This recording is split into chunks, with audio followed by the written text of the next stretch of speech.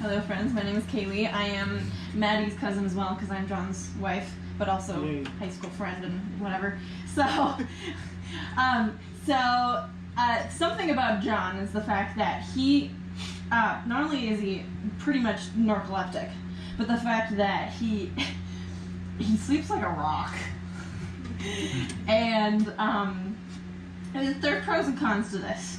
So while he has narcolepsy, I myself have my own sleep disorder, sleepwalking.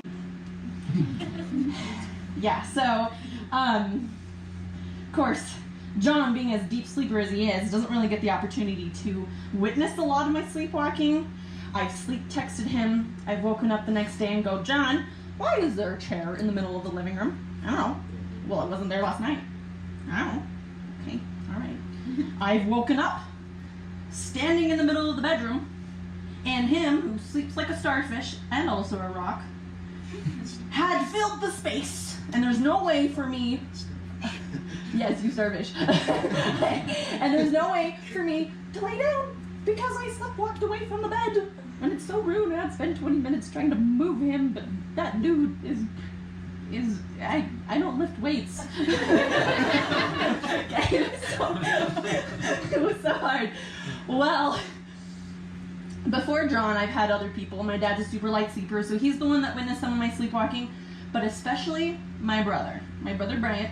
We'd share the basement. He'd often, because I'm a writer, I just published a book recently. Thank you. And as a kid, I would walk up to my brother's room, it'd be 2 o'clock in the morning, he's reading his aerospace engineering tech stuff. And I'd be like, Bryant, I just had the best story idea ever. And he goes, oh, why don't you tell me about it? And he'd tell me, I don't remember any of it, because I was sleepwalking.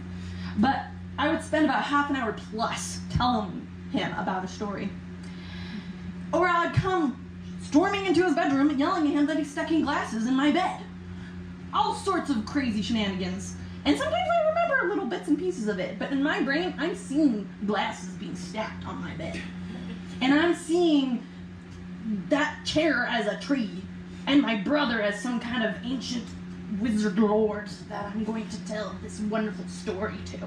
Like, it's one of those things that, like, I remember things, but in my brain, I'm completely convinced that it's happening. Which is why, don't say, Kaylee, are you asleep? Do not ask that! Holy crap, I will freak out at you. Like, I'm not usually like a freak out person in the day, but you see me after you ask that question, and I turn into a madman. Like, there's one phrase that you use if you ever see me sleepwalking. Kaylee, go back to bed. My roommates never got the idea of that. Okay, do you know how many times I have tackled my roommates for saying, Kaylee, are you asleep? Do not ask that question. So, anyway, so with all these different things that happen, of course I've had many moments that I've woken up in random places. One time I woke up in the middle of a barracks. We were at a youth conference. It was a whole bunch of bunk beds. Who knows what section of the barracks I was. Confused, I woke up, it's pitch dark. I thought, oh, I must be right by my bed. So I go to lay down. Oh, there was a person underneath me.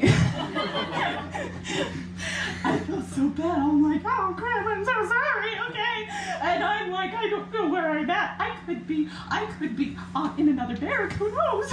And so I just started feeling the feet of each bed until I found an empty one. And then when I found it, I lay down in it. Luckily, it was actually my bed. Whew. Anyway, it was really embarrassing the next day when I'm just casually walking through the barracks and this girl goes, oh my gosh, last night this girl laid on top of me! And I'm just going, Victor! You don't even know that was me, but I'm going to tell you that was me because I'm an honest person. Anyway, so we're going to go back to my brother Bryant because he was able to witness probably one of the most hilarious stories of my sleepwalking. And this was years after he's moved out. I'd moved out. I'm living on my own. I hadn't married John yet. And I was checking out Utah State up in Logan. And I was staying in my brother and sister-in-law's house. And staying in a blow-up mattress. I was sleeping real good. Maybe a little too good because that's when the sleepwalking happens. And this is where we're leading to the chicken. Yes. So, fortunately, I woke up, thinking I woke up, and there was a chicken at the foot of my bed. And I thought, oh, what's this chicken doing here? But the chicken was squawking because he was caught in my blankets. So I tried to untangle him, and he was just getting more tangled, and so I was getting more frustrated.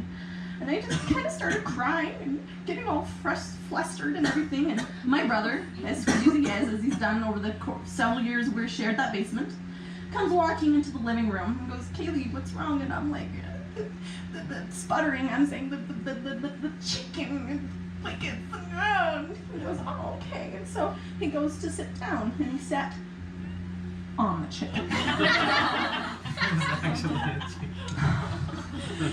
And I turned from sputtering to going, oh, no, get off, the chicken, get off. He's like, okay, I'm sorry. And so he slides off, and the chicken's gone. And I'm like, oh, no, where did it go? And I'm looking, and I turned and went, you squished it! I was so mad at him. I was like, you squished the chicken, and I just wanted to cut it out. I was so mad at him. And I finally woke up. And I went, oh, I guess there wasn't a chicken. And Brian stood up and said, that's right, Kaylee, go back to bed. And he marched back into his room.